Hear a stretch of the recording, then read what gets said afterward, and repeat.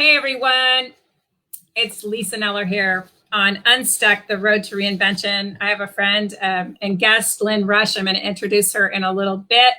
I do have a question tonight. And by the way, we're having some technical difficulties. So I want you just to know if for some reason we black out, we'll be back another time. I don't know. We're just going to wing it tonight.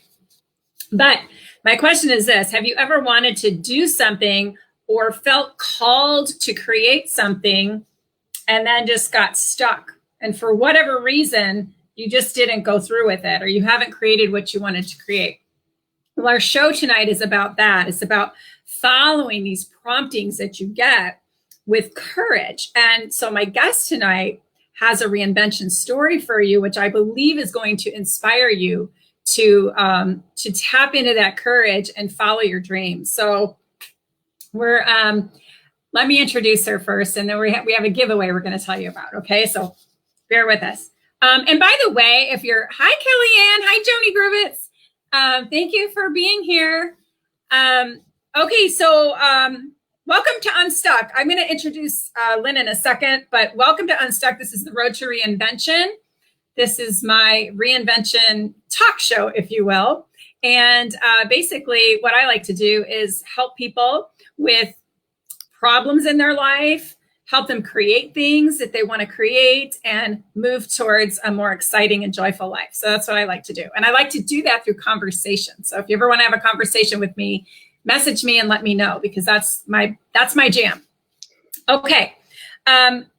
So New York Times and USA Today best-selling author is joining us tonight, Lynn Rush. And she is a full-time writer, a wife, and a trail runner. I want to learn more about that, Lynn.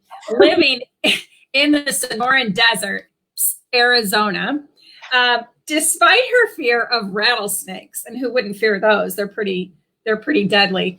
Known as hashtag the running writer, Lynn can't resist posting epic sunrise pictures while running in the desert with her trail sisters, even if she has to occasionally hop a scorpion. It really is the Wild West, folks, if you're in another part of the world. When she's not running or writing, she's watching movies that fuel her everlasting love of superheroes, vampires, and all things supernatural. The books she reads usually carry similar themes. But this former college athlete loves reading sweet sports romances as well. She's madly in love with her Iron Man husband of 20 plus years, who is the inspiration for what true love is. How romantic is that? Lynn, welcome. I'm so happy to be here. We made it through the technology glitch. Fingers crossed. Oh my gosh. Thank you for your patience. First of all, Lynn is an author, and I want to tell you that she's going to give away a book tonight, and her book is called Frostbite. So could you just show us that beautiful book, a novel? And the first 5 people who put their names in and who type Frostbite into the chat will be put into a drawing. And I'll do that probably tomorrow. I'll do that drawing tomorrow. But first 5 people, and we're going to mention that again. Lynn, don't let me forget. Okay, I'll just hold up the book and say. There you go. That'll be my reminder. Perfect. Okay, so Lynn, let's start with your reinvention story. Your bio does not share all the work that you've done as an adult. So thank you, Kim. So now we get to hear some of that background, right? Let's share what you want about your background and, of course, your reinvention story. Oh, you betcha. I am so happy to be here. I love talking about this stuff. I love encouraging people. How I ended up being a writer is, I can't even believe it. So hopefully someone will walk away from this little chat of ours inspired and encouraged. Yes. Because it's really scary to jump into something that you don't, wait, what? I wasn't planning on doing that, or life changed or something. And you're like, oh, I guess I'm going to do this now. So yeah. It's really scary. But in the bio, it sounds like, hey, she's always been a writer or whatever. But actually, I didn't grow up thinking I was going to be a writer. an author, let alone a New York Times. I mean, I'm still kind of like pinching myself sometimes. Yeah.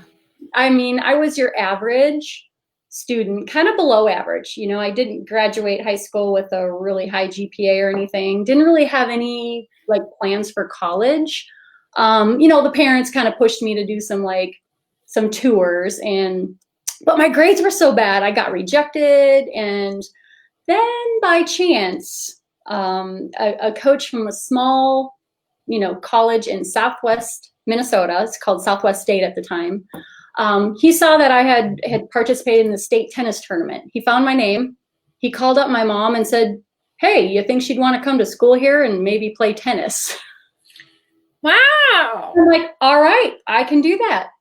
We went and toured it and thought, okay, I guess I'm going to be here. I didn't know anybody at the school. At least I thought I didn't. There's another story there for another day. But I went there not knowing anybody, not knowing what to expect, but I'm like, hey, I can play tennis. And hey, I got into school on probation. Okay. Oh, I got in on probation too, to college. So that's never though. They made me take a class on how to be a college student. It was required. And then I had a mentor. And so I'm like, all right, I'm getting this. Cause I'm not, and back then I wasn't stupid. I was just kind of didn't really dig the whole school thing. I was an athlete and I was a daughter of an athlete. And that just kind of took priority. Right. As cheerleading did for me in high school. Right. Exactly. I know we share a lot of similarities here. Okay. I'm thinking, we're all soul sisters a certain degree, 6 degrees of Kevin Bacon. We're all out there together and kind of have a little bit of the same story with some different spins on it. Yes. So it's all good. Okay. So what happened after college, or what did you end up doing? Yeah, I got in on probation and graduated with honors and got to play tennis. And I met my future husband. I mean, best experience of my life, those 4 years right there. Oh, yeah. There's nothing like it. Nothing like it. There really isn't. But, it worked out. I ended up graduating with honors. I went on to the University of Iowa. It took a couple of tries because I'm not a great test taker and my test scores looked a little wonky. But once they realized I could do the work, I got in, graduated grad school with honors in mental health therapy. But I had a really specialized degree in adult addiction. So I went off to Illinois, got a job at an inpatient residential treatment center. And my husband, we got married the second year-ish, right before the second year of grad school. So we ended up working, starting our world, our jobs, living life, being newly married, right? And I just kept playing sports and enjoying life, right? Not really knowing exactly, okay, I'm just going to do this forever, right? I'm just going to be an alcohol and drug counselor. I'm going to help people get better, hopefully, right? Yeah, right. It's a good calling. Yeah. It's a great good calling. Yeah. But then we ended up moving out to Colorado, just like 4 or so years into that whole new profession of ours, or of mine. And I couldn't really find a job that I wanted to do, over there, like either the location or the hours or transferring licensure. Anybody in health field or has to get licensed, how that goes. Yeah. You cross the state line and you almost got to start over in some situations. It's true. Yeah. My daughter's a therapist, so she's had friends that have done that and tried to move, and it's been hard. It's difficult. Yeah. So it didn't work out. So this is where I took my first kind of change and said, all right, universe, what do you got for me? So I signed up at a temp agency. I'm like, I'll just go do whatever, I ended up in that profession for 8 years, and that was the title in escrow until the crash. Right? Okay. Yes. Yeah. So here I thought, I'm just going to be an escrow officer forever now. Okay. Well, very unexpectedly, that was taken out. They called me up and said, sorry, we got to let you go. I mean, like an hour before I was supposed to go to work. So now, wow. Yeah. You know what? I let myself be scared and sad and hurt, for like a couple days. Okay. Mm-hmm. But then I was unemployed for 4 months and I wrote 4 novels during that time. In 4 months? in 4 months, because I had all the time and I had so many like emotions going through my head, right? That it helped. One of those was my first published book ever, Wasteland. Oh my gosh. So it was so scary and I was freaked out, but yet I wasn't. You know what I mean? It just kind of worked out. You know, it's just about taking that next step and being like, oh, what do I do? But yes, so I was unemployed for about 4 months and just kind of had to go with the flow of things. Yeah. So, you told me when we talked a couple nights ago, you mentioned that you had been reading a book and an idea came to you because you weren't planning to become a writer. And this idea came to you and it's just like, from the universe into your brain, you had a story and you felt like you had to write it, right? Isn't that what happened? That's exactly what happened. That first story took me by surprise. I was reading This Present Darkness by Frank Peretti. And it's a supernatural, pretty dark. I mean, but I like those kind because it's supernaturally. He would describe like the demon of, let's say, fear or the demon of anger. So how he described like those talons digging into your shoulders and then how the person's behavior changed. Like if it was a demon of anger, then, and nobody obviously could see these, demons, but the person would be aggressive and angry. And he described it so well. And it flipped a trick, just something in me. And I'm like, hey, I've got a story, like not like that, but I've got a story kind of along that vein. And I literally just opened up a notebook and I started writing, because I didn't know what to do. I wasn't in journalism class. I wasn't in newspaper or yearbook or anything like that. I was always good at writing out my answers like on school tests and stuff versus multiple choice. But I mean, who would have ever thunk? Yeah. After high school, you were. But it was kind of rough though, of like fear and anxiety and kind of confusion. It's like, wait a minute, what am I doing here? And I just went with it and said, okay, well, I'll just keep writing and see what happens. So so I was going to ask you that. What were those emotions that you felt?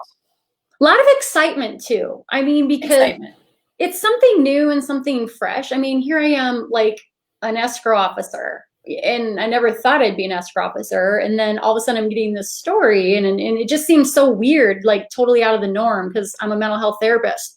So I was completely out of my element going, oh, okay, I guess I'm going to see what happens.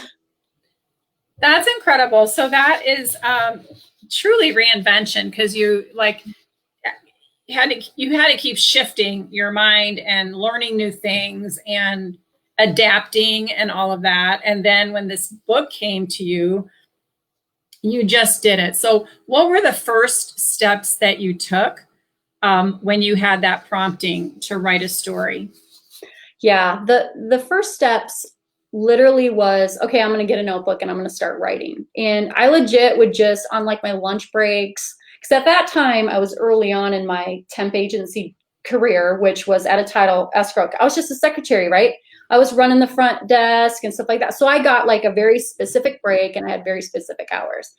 I was just writing on my breaks, stuff like that. But the characters just wouldn't stop talking. And anyone who's known me a long time could probably recognize Shelby and Gabe, those names, because those are my first two characters I ever wrote. So I think I'm always, if I would have had kids, maybe that's what their names would have been. But yeah.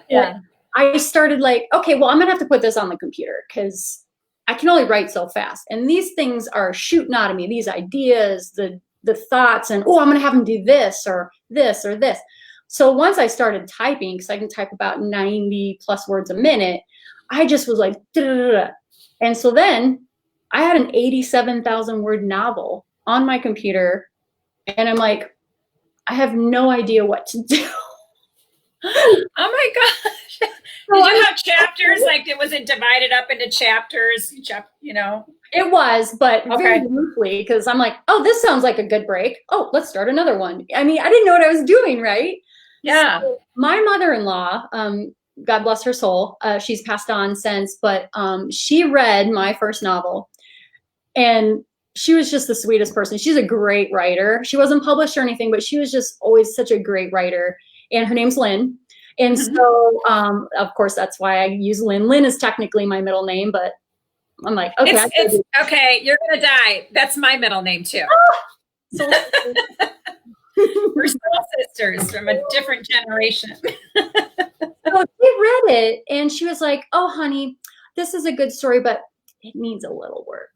And so I'm like, okay. And then my best friend, Michelle, she's just awesome. She just said the four most simple words you could say: take the next step. Okay. And I'm like, but I don't know what that is. I Googled writers groups in Phoenix and I found one. And I just was like, should I go? What do I do? What if they hate it? I don't know what to say. And I went and there were 15 or 20 people in that little room there. And I literally read out loud my pages. And I didn't think I was gonna be able to get the words out. I was all this, okay? But I had the support of Michelle, my husband, Lynn, everything. And they didn't laugh me out of the room. They encouraged me. And a funny little thing kind of came out of that is they said, hey, join this national group, get a critique partner. And you know what that critique partner said to me? Bless her heart. Diane, I'll never forget her because she started all of this. She goes, do you know what point of view is? And okay. I'm like, no, but I'll learn. And so from there, it started. I learned everything I could. She coached me and she changed my life. Oh, wow. That's amazing. But it started with that really scary first step, reading your papers in front of somebody. Yeah, a first step is scary in many different ways. And, it's like I've been practicing yoga now for about 20 years, but I remember going into that first class and just being a little, intimidated. There's always that thing. And then after a while, you just get used to it, Yeah. So I want to ask you, the first published novel, were you attached or unattached to the outcome of that? Yeah, my first published book was Wasteland. And I just love my 400-year-old half demon. He was the hero of the story, believe it or not. Okay. And that was the first book I wrote after I was unexpectedly unemployed. And he was thrown into being a demon outside of his choice, it was some decision that somebody else made. He had no control. So I don't know if that's like how I processed the lack of control I had over not having a job, but I didn't expect anything. I'm just like going to write this. I'm going to keep writing and see what happens. And it's so ironic that is the book that was my first published book. I went into it without any expectations, because I'm kind of someone who thinks no matter what you write, it's never a waste, even if it doesn't get published. You just keep going. You're going to learn from every book, every word, every sentence that you write. So I never think it's a waste. But yeah, I wish it would have done something. It was moderately successful. It has since been, the publisher it's since closed. So it's out of print now and it's released digitally. But, and I just wrote so I could write, process my emotions and create a really unique and crazy character. Loved it. How fun. By the way, for those of you who are watching, whether you're watching live or recording, Lynn is giving away one of her books. So Lynn, you want to flash that into the screen again? So if you're, if you put the word frostbite into the chat, then you'll be in the drawing to get that book for free. How fun is that? Yeah. And that's generous. So generous. So how many books or novels have you written total? Okay. I've got quite a few novels sitting on my computer right now. Okay. Now, many of them won't ever see the light of day, but again, they're learning process, stepping stones. Some of them had been rejected a few times. And so, like I said, stepping stones, right? Mm-hmm. I just typed the end on my 58th novel. Yeah. Now, some of them, okay, I've got 5 novels written with my co-author, Kellyanne Blount. I see her. She's in the little chat here. I We can. have written 5 of the 14 novels that we're contracted to write together. So 5 of those are co-written. How fun. I want to talk about that too in a little bit. But tell us about that. How did you get on the New York Times bestseller list? Like, which novel was that, and how did that happen? So it was actually Frostbite. Oh, okay. It was part of a collaboration with some other authors, and we released the book together, and it hit both lists that first week it released. It was so exciting. I mean, I felt like I was in a dream. I couldn't believe it happened. It's amazing. It really is amazing. And then not surprising, since you kept taking the steps, you know. I think, you know, people get afraid, and they're afraid of failure. And, you know, you've written so many novels, and like you said, not all of them are published. You just keep writing, and you don't think it's a waste. And I think anybody out there who, well, maybe you can speak to this, you know, what would you say to people who are considering a project such as that? You know, fear, we are our biggest obstacle sometimes. You know, like in the movie Pretty Woman, she says it's easier to believe the bad stuff. Yes. You know, I'm not able to. I mean, I could have easily talked myself out of that first story idea I ever had. Well, you have no business writing a novel. You've never taken a writing class. Da, da, da, da. I mean, I could have rattled off 10 reasons why I shouldn't do it. And if you can kind of flip that talk, because that's just negative self-talk. That's gonna knock you down, and you're gonna not feel worthy of anything. When you are, you know, if you just, it might fail. I mean, I've definitely had failures. A couple publishers. I had an agent up and leave me 2 months before my debut novel release. She left the whole agency. She left all of her clients, and I was like, I don't even know what I'm doing. I mean, I've since got a great agent now, but you know, there's failures, there's obstacles. But like Michelle said, take the next step, and you're going to take a step over that obstacle. Next step, you'll get up over it, and just keep taking the next step. Yeah, take next steps, just do it. And I would also add to that, maybe surround yourself with positive people, and people who are like, you know, when you went to that first book group, writing group, like there's nothing like being around people who are doing what you're doing and supporting you and encouraging you. And Right. Those people are all over the world in various, you know, in various types of careers and things like that. So let's see, what are some of the things we need to think about when given a gift like this, a prompting to create? Yes. Besides the next step, what else? Yeah, that's a great question. And I can really only share what worked for me, and maybe someone else could tweak that or find their own few steps to take. And yeah, we have definitely talked about taking the next step. I actually believe that's step 2 in, you know, attaining your dream or going for, you have to listen for fate's whisper. You know, I felt it was right. And like I said earlier, I could have just ignored it. I could have just said, oh, I'm not good enough, whatever. So listening to that and then taking the next step, I think is huge. I think that next step is obviously the biggest one, because everybody has ideas and dreams and thoughts and things, but it stays there at step 1 instead of next step. Okay, we're going to see what's next. I Googled writers groups. That's a very small step. And then the next step is to actually call someone in there. You know what I mean? So next step. But the second part of taking the next step is the people around you. Now, I had a best friend who cared enough to me to be honest, even though my book completely sucked. She's like, go take the next step. Go do it. And my husband and my mother-in-law, I mean, she was just so sweet. I kind of surprised my dad. So, I mean, Dad, if you're going to watch this someday, hi. I was on the phone, and he kind of got silent. I don't think he knew what to say. And then he asked me about a bike ride I did. It was so cute. But then he came back to it because it was such a shock. You know, I had thought. So, but then he became supportive. And so surrounding yourself with people is huge. That's definitely huge. And then the not being afraid of failure. So my biggest growth time is when I'm in turmoil, when I'm kind of walking through the desert, or I'm kind of like struggling, like when my agent left me abruptly. Okay. Or I hadn't even got a publishing deal, and it was Violet Midnight won a contest, which the grand prize was publication. And I had my first round of edits. I had my cover. I was getting close, and they shut down.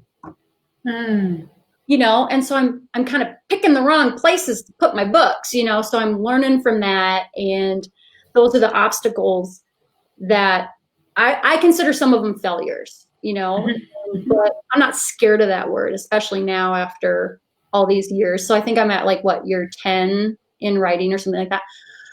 So don't be afraid of failure. It'll happen. You'll get stronger. Yeah, I think that another way to look at it other than failure is just like, okay, well, that didn't work. So try this, right? And then just having the courage to try something else. Yes. So that's, yeah. Okay. So tell us about some of your books out there. And if you want to talk about your 12-book collaboration. Oh my goodness. That would be fun. That was amazing. Oh my goodness. So I've got a couple trilogies out there, the Touch of Frost trilogy, which, yeah, this one is in audio as well. The third book is getting released in audio here, probably in the next couple months. Nice. And then I have and this is, 18-year-old ice slinging girl trying to outrun some scientists. So yeah, I love that one. I love Mandy. But then Violet Night is kind of like if Buffy the Vampire Slayer, if you like kind of that genre. So it's 3 books about Vampire Slayer. Okay. And I mean, if you just go to Amazon and type in Lynn Rush, you'll find my books, the ones that are, you know, out of print, and then the current ones as well. Okay. But yeah, our 12-book deal. All right, so 12-book deals just don't happen very often, and so this is kind of we're paving the way. Wow. Kellyanne Blount and I proposed these books. Now, she just had a book come out that's called I Hate You, Fuller James, with Entangled, and that's our publisher who's publishing the 12-book deal. And so it's kind of a reimagined Sweet Valley High. So anybody who's familiar with that, it's just a little bit spicier, not too much. We're frozen again. Yeah. Oh, are we freezing? Well, I'll keep talking just in case this is recording still. And the Sweet Valley High, we're calling it Twin River High, since it's based in Wisconsin. So we've written 3 of the books already, and the first one is slated to release this October. Hopefully everything goes well with that. COVID's kind of thrown a little kink into things, publishing and releasing and, you know, bookstores. So the 12-book deal is more centered around sports. So we're going to be talking about hockey and then track. And those probably will start releasing January 2021 in print and digital and audio. And who knows, maybe there'll be a gaming app or something with that too. But it's reimagined Cutting Edge. You guys know the movie The Cutting Edge from the 1980s. So it's about a story of a former Olympic hopeful figure skater turned hockey goalie on a boys hockey team, where the captain really isn't super keen on an ice princess being on his team. So that is releasing starting in January 2021. So we might have lost Lisa. So I'll finish up here and remind you guys of the little giveaway that we're having. And if I had to say, I think just kind of in closing, if I had to say one extra thing to just anybody, or as my friend Brad Cooper kind of says, hey, if there was a billboard on the freeway, what would it say? And I think you've heard it enough that it's take the next step. Take the next step. Don't look at all the steps ahead of you, because, you know, that could lead to a freak out, which I've done. I've learned a little bit from. But just take the next one step. And so let me reiterate the giveaway. If you guys write the word frostbite in the chat section, then Lisa's going to pick a name tomorrow, somewhere around, I don't know, 10 or maybe the end of the day. And then we'll contact you and see if you've won. And I'll sign it and send it out with a few goodies for you. But where you guys can find me, I'm on social media pretty much as Lynn Rush Writes, kind of like writes. So Lynn Rush Writes. Otherwise, you can find me under the hashtag The Running Writer. So I think that is about it. I'll see if I can figure out how to end this little session here, and hopefully we will see you next time. I really appreciate you guys showing up and chatting with me, and hopefully a little bit about my story can encourage you to take that next step into something maybe that's freaking you out a little bit or scaring you, or maybe is a little bit out of the norm. And so I just want to thank Lisa so much for having me on the show. This has been absolutely amazing. So take care, guys. I'm going to see if I can figure out how to stop this recording. Take care, guys.